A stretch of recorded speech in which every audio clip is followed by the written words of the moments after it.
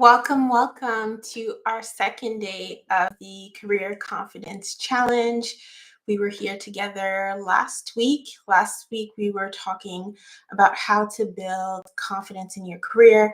We talked about the PI formula by Harvey Coleman, and I went through the three processes in terms of the three things that you need to pay attention to when you're building your career: performance, image, and exposure. So in case you missed that one, the recording is available on my channel, so you can just check that one out.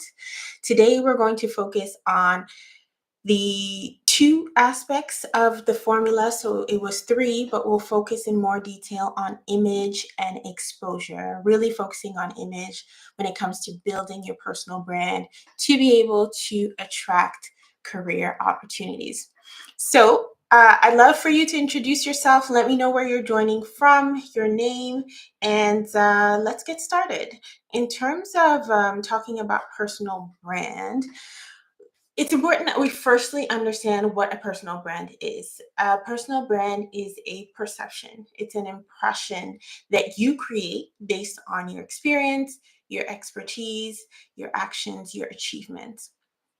What that tells you is that you do have the power and ability to influence your personal brand. The other thing that that also tells you is that because it's a perception and an impression, is that whether or not you're intentional about building your personal brand, you do have a personal brand because it's the way that people perceive you. It's the impression that you're giving off. So why personal branding is important is that it allows you to control the narrative around who you are in your career, the way you want to be perceived, and the impression that you're creating. And especially nowadays, where we all know the job market right now can be extremely challenging depending on what industry you're in. But as an average, it is quite challenging right now to make either a career shift or land a new role. Applying for roles online, especially right now, you get applications, and everyone's application sounds pretty much the same because they're using the same AI tools. Being able to build a personal brand is really a way for you to stand out in terms of this current market that we're in. You're creating that human connection, which is always going to win at the end of the day because people are hiring people. And at the end of the day, an employer always thinks of it from their perspective of what's in it for them. How are you answering a problem, or how are you the solution to a problem that they may have? The other thing that in terms of why personal branding, it helps you express your uniqueness. And it also, as I was saying, helps you control the narrative of who you are and the way you want to be perceived. So I'm going to be sharing with you today a story about my client who, through her personal brand, was able to go from searching for a job for over a year to having three recruiters contact her in less than 36 hours. And this was because she intentionally began building her personal brand on LinkedIn. Today, she's someone who's extremely active on LinkedIn and continues to build her brand and has been able to attract further opportunities from that. But it all started from her making a decision to say yes, she's going to start building her brand in order to start attracting the right opportunities. So in terms of what we did when I started working with this client is really helping her understand what was her brand going to achieve. Because I know a lot of times people are like, get on LinkedIn, but then it's like, okay, what are you actually going to do on LinkedIn? How are you going to optimize your LinkedIn profile? How do you actually get started? If it's not something that you're used to, it can be overwhelming when you're getting started. So we focused on 4 key areas to help her narrow down what exactly she was trying to achieve with her personal brand on LinkedIn. The 4 questions we asked is, what is your purpose? So helping her understand what is the purpose for being on LinkedIn or building her personal brand right now. What was important to her at that time in her career. For example, maybe for you, the purpose of being on LinkedIn is to be able to connect with like-minded people in your industry, or maybe you want to drive growth in your industry, so you want to share your knowledge and expertise. Your doing it for networking purposes. Whatever that purpose is, that purpose can evolve over time, but focus on what's the purpose for now. Because yes, your LinkedIn profile can change over the years, your personal brand can change over the years, but what's the ultimate goal right now? What's the purpose that you're trying to achieve right now? And that takes us into the second point, is what is the goal? You may have a long-term purpose or something that you're trying to achieve, but what's the goal right now? Maybe the goal is to secure a leadership position within the next year, or to be able to land a position generally. So knowing your goal and your purpose will help you be a lot more strategic in how you approach building your personal brand. The third thing is, who is your target audience? So who are you actually trying to get their attention with your personal brand?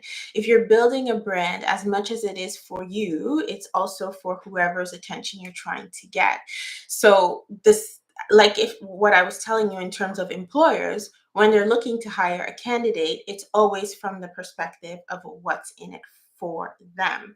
So you need to know who your audience is. Is it recruiters, hiring managers? Is it people in your industry? So figure out who that audience is. And then based on that, you are going to create your brand and messaging to be able to attract that person. Another way of thinking about it is, who are you trying to impact?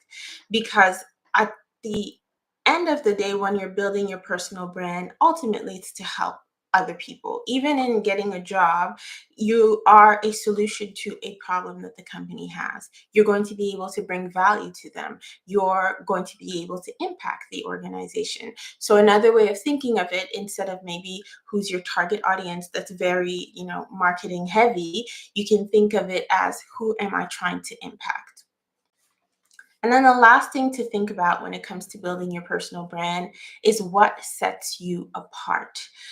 There may be hundreds of people who have similar backgrounds as you, graduated at the same time as you, who may be applying to that very same position. But what really helps you set apart from the crowd?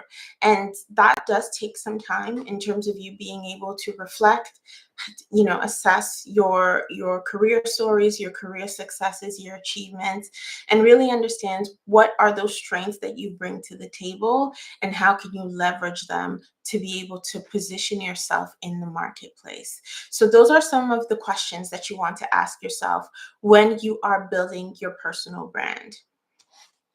So you can go ahead and use the chat. Let me know where you're joining us from. Introduce yourself. Let me know if you are watching live or whether you're watching the replay.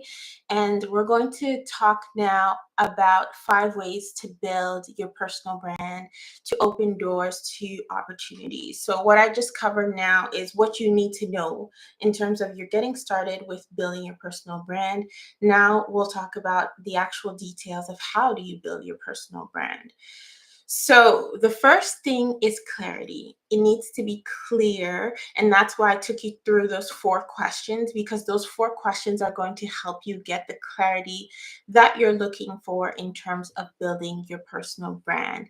So how you can achieve this clarity is writing down your top skills, writing down the strengths that you have, your past experiences, and the values that you have. When you often look at these things, and writing them down is one of the best ways to do it, because a lot of times it's just in our mind and we haven't really taken the time to properly articulate it. But once you take the time to actually write it down, what you will begin to see is that there may be trends that start to appear. Maybe you are working in finance, and you will notice that in all your previous career experiences or achievements, you were that person who was able to build strong relationships with colleagues or customers that essentially helped the company drive money. So maybe now, based on those achievements that you have, you want to start positioning your brand as that person in finance who is good at building relationships. And that could be a unique way to position yourself in the market, and to leverage that as your value proposition. So, but you will only know this once you take the time to actually write down your story. Take the time to actually write down your experiences and see what within that is it, where are there commonalities, where are there trends that you can start leveraging. So that would be the first step, getting that clarity in terms of your expertise and also your story. So, and that once you have that aspect of your story, obviously, when we talk also about expertise, it's your background. So, detailing your work experience, education, certifications, all those kind of hard skills that you have. Your story allows you to combine those hard skills and the soft skills together to tell a more compelling story. Then we move into actually optimizing your online presence. So this, depending on what platform you're using to build your brand, I know that I started talking about LinkedIn, but LinkedIn is not the only place that you can build your personal brand. Always think of it from the perspective of where do people in my industry hang out? Where do I find people who are like-minded or people who are currently hiring for positions that I'm looking for? Where can I find them? For a lot of people, it's going to be LinkedIn, but for some people, it may be X. For other people, it may be Slack groups, Slack channels, or Facebook groups. It really depends on your industry, but that's part of you really understanding where do people in your industry hang out. And for others, it may be going to conferences, in-person events. But right now, we'll focus on LinkedIn because it is the professional platform, and typically a lot of people do build their personal brands there. But just think about it as well, that maybe there could be another place that you could add value in starting to build your brand there, because that's where people in your industry hang out. So in terms of LinkedIn specifically, what you want to start doing is doing an audit of your profile, especially if you've had your profile for a long time, you haven't used it. It's now time to do an actual audit and see what's there. Make sure your picture is up to date, your headline is up to date, the summary in your profile, your about section, making sure that the education and the experience that you have listed on your profile is relevant to the current focus. Always think of your why, always think of your goal and the purpose. So everything on the profile needs to align with that goal and purpose. It's not a matter of you copying and pasting your resume into your LinkedIn profile, because both tools serve completely different purposes. And it's also not a question of you going on LinkedIn and just completing all the sections just for the sake of saying I have a LinkedIn profile. You want to be as strategic as possible, making sure that your profile aligns with the goal and the purpose that you have. So your headline is one of the sections you definitely want to pay attention to, your about section as well, and then also the skills section. So LinkedIn works very much like websites in the sense that it's a search engine. So it works with optimization. So search engine optimization. The same way you go on Google, you're looking for something and you type that word, and then Google gives you a bunch of searches of websites that have that word. That's the same way that LinkedIn operates in terms of being able to go and write, let's say, project manager, and then you see a list of people who are project managers that show up in that search. So with that in mind, you want to make sure that your profile is keyword optimized, that the keywords that you want to be found for are showing up in your LinkedIn profile, so that the hiring managers, recruiters, like-minded professionals who are looking to connect with you, when they type project manager, that they will be able to find people like you, people who are the solution to the problem that the company currently has. So making sure that your online presence is optimized is going to be key to you starting to align your personal brand and getting that visibility that you're looking for. From there, once you have your profile optimized, something to keep in mind is the open to work feature on LinkedIn. I know there's a lot of debate in terms of whether or not you should use the open to work feature. There have been studies done by LinkedIn and others that have found that people who do use the open to work feature get up to 20% more contacts in terms of recruiters, hiring managers reaching out to them because of that feature. So it definitely works. The thing to keep in mind when you're using Open to Work is that uh, there's two options. There's the option that only recruiters, when you choose the only recruiter, that means only recruiters who pay for LinkedIn Recruiter will be able to see that you're open to work. The other option is that you leave it open to everybody, like everybody can see that you have that green banner. So I've seen people opt for one option or the other, but it really depends on your, like, the kind of job search that you're currently doing. For example, I've had some clients that they're currently job searching, but they haven't told their employer that they're looking for a new role. So they don't want a lot of people to know that they're currently open to work. So they may decide to go with the recruiter only option for that reason, because they're secretly, or they're not as actively looking for a new role. But then there's some people who are like, I need to get a job ASAP, and they want everyone to know that they're looking for a job. So go ahead and use that open to work feature. The feature is there for that purpose. So those are the two options in terms of open to work. There is something to keep in mind when it comes to the open to work feature. LinkedIn recently shared an article in terms of how the open to work feature works.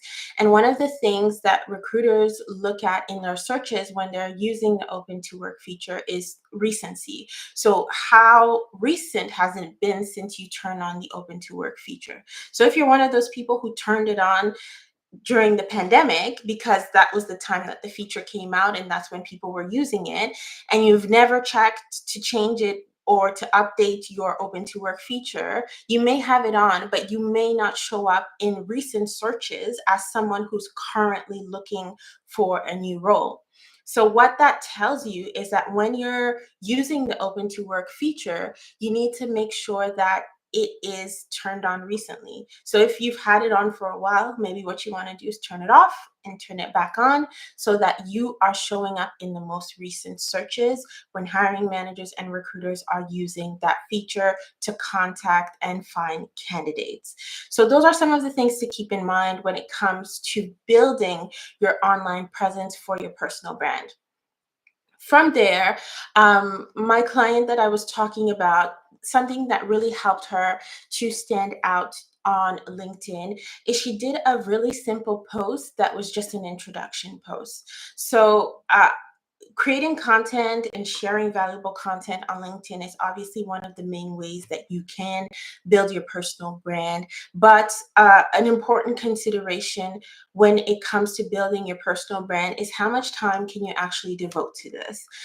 It's better for you to say, I can devote, let's say, an hour a week to this, and consistently devote an hour a week to it, instead of saying like, okay, I just heard Lissa talk about personal branding, I'm going to be on LinkedIn all night, and then after that you forget about it for another month. So that consistency is important when it comes to building your personal brand. So be realistic. And then another consideration that you want to keep in mind is how much time can you devote to it. For my client, she was doing just one post a week. And really, the post was to talk about her journey in terms of her career so far and then where she wanted to go. So, the first post that she did was an introduction post, just introducing herself to people. She had been on LinkedIn for a while, but never really leveraged the platform. So now she just did an intro post that posted extremely well. The post went viral. And that is ultimately what led to her getting those 3 recruiters who contacted her within 36 hours. So it was from her optimizing her LinkedIn profile, using those appropriate keywords that she wanted to be found for, using the open to work feature, but also creating that introduction post that helped bring attention to her profile. And now obviously she created this post, lots of people were viewing her profile, and then now these recruiters reached out to her. So that's how she was able to get that success in such a short period of time. So yeah, you may commit and say, okay, I'm going to post one post a week or two posts a week. But at the end of the day, what happens, what's most important is that you ensure that you are consistent with it. And that's ultimately what's going to help you build that consistent flow for your personal brand that will not only bring you that goal that you're trying to achieve right now, but will enable you to build a personal brand that's sustainable and that will evolve with you as your career evolves. The next thing to keep in mind when it comes to building your personal brand is networking. And, networking in the sense that a lot of times what happens is that people typically start networking when they're looking for a job. It's when they need something that they want to reach out to people. But think about it like yourself. Typically, those people in your life who only reach out to you when they want something, and nobody likes that. So you don't want to be that person to somebody else as well. So try as much as possible to make networking as part of who you are as a professional, not just only when you're job searching, but it should be part of who you are professionally, because again, people hire people. So it's not just when you're looking for a job that you should be networking. Make it a part of your everyday. And when you're doing that on a consistent basis, just like the same way I was telling you about consistency with, let's say, LinkedIn posts, let's say you're doing a LinkedIn post a week, in the same way, you may have some kind of a cadence to say that, okay, I'm going to send 2 or 3 LinkedIn connection requests with a meaningful message to these 2 or 3 people to be able to connect with them. Is everybody going to respond? No. I'm going to be completely honest with you. People are busy. People have their own things going on. People are sending so many direct messages on LinkedIn nowadays that others are getting completely tired of it. So I'm not saying that everyone is going to respond to you, but as much as possible, it is still something that you should consider doing, because for those times that people do actually respond to you and do actually have those conversations with you, whether it's informal networking chats or really informal interviews, those opportunities are always worth it. Another way that you can think about it, let's say you're sending these messages and you're not getting responses, is what are you saying in the message? Is the message just, I'm looking for a job, help me? If that's the message that you're sending, or you're sending something like you're just sending a copy of your resume, I'm currently looking for a job as a project manager, let me know if you can refer me to somebody. If this person doesn't know you from anywhere, it's very unlikely that they will take the time to respond to that message, because if they're a hiring manager or recruiter, they're probably getting tons of messages like that. So another way that you can explore this networking and that sometimes gets you a lot more responses is by emailing instead of using LinkedIn direct messaging. So in terms of sending emails, we all check our emails. Most of us every morning. Sometimes right when you wake up in the morning, you're checking your emails, finding out who sent you what. And it's a habit that most people have. So typically, most people will respond or see your email more than they will a LinkedIn DM. So with that in mind, there are different ways that you can find people's email addresses to be able to contact them that way instead of through LinkedIn. And so you can use the contact information on LinkedIn sometimes just by going on someone's profile and clicking contact information. You are able to get their email address, and that could be one way that you reach out to them. But another way also is there are websites. I'm not associated to this website at all, but it is one that I use quite frequently, and it's called hunter.io. And what that website allows you to do is that you can put the name of the person, the company that they work for, and it's going to give you the format of the email address of the company. So, for example, it will try as much as possible to arrange it. Let's say the company, most people's email is first letter of their first name, last name at company.com. So based on that formula that they know for people who work at that company, they'll be able to give you the email for the name that you just put in. So it is quite a good good website for that reason, and it'll give you a percentage of like the likelihood that this email will be correct. And especially if you're getting more than a 90, 85%, then that's probably the person's email. So that is another strategy that you can use as well. If you know, like if you're targeting a specific person and you haven't been getting responses through DM, maybe the route of email is something to think about as well. The only thing I would tell you as to keep in mind when it comes to networking is being strategic about it. A lot of times when we're networking, we go to people that we don't know. You just start, searching in LinkedIn, recruiter, hiring manager. We don't know this person from anywhere, but that's the person that you want to reach out to first. Start with your network. There are people in your network who have influence. There are people in your network that maybe don't have a job opening right now, but they may know someone who does. So don't neglect the power of your own network, because that could be a way that you're able to either get an introduction to the person that you're trying to connect with, or maybe get a referral for a position as well. So don't neglect the power of your own network. Someone is a lot more likely to respond to you, to want to help you, if they actually know you from somewhere.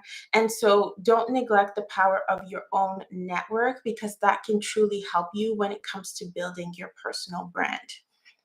So these are the areas that my client focused on when she was building her personal brand. We worked together. She was a client in our membership program, which is called Advance Your Career. The program is open for enrollment for the month of December until December 31st.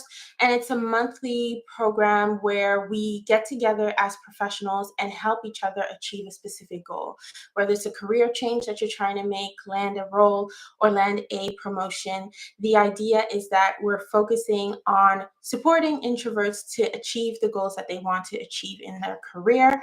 So I will share the link to the program in the chat for those who are interested in being able to be part of a community to support you. We do have a Slack group. I was talking about Slack channel earlier on, but that's how we communicate.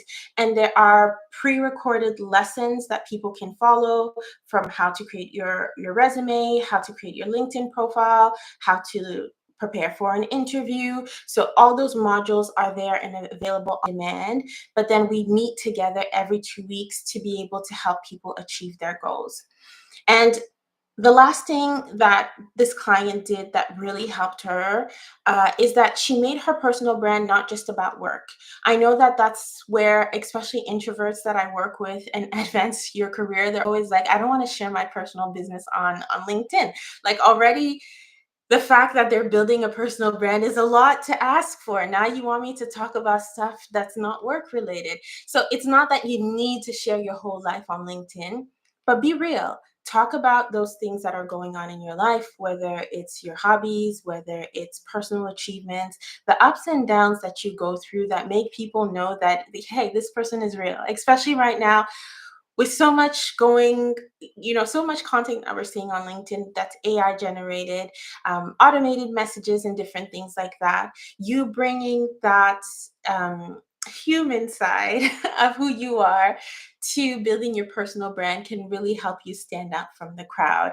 I mean, I sent a message to someone recently and they were like, oh, it's nice to see that there was a typo in your message, because that lets me know that you're a real person who's sending the message and it wasn't just an AI generated message. So the little things that people are looking out for nowadays to know that they're actually talking to another human and not talking to a machine is quite incredible. So yeah, that's the things you want to keep in mind as you're building your personal brand.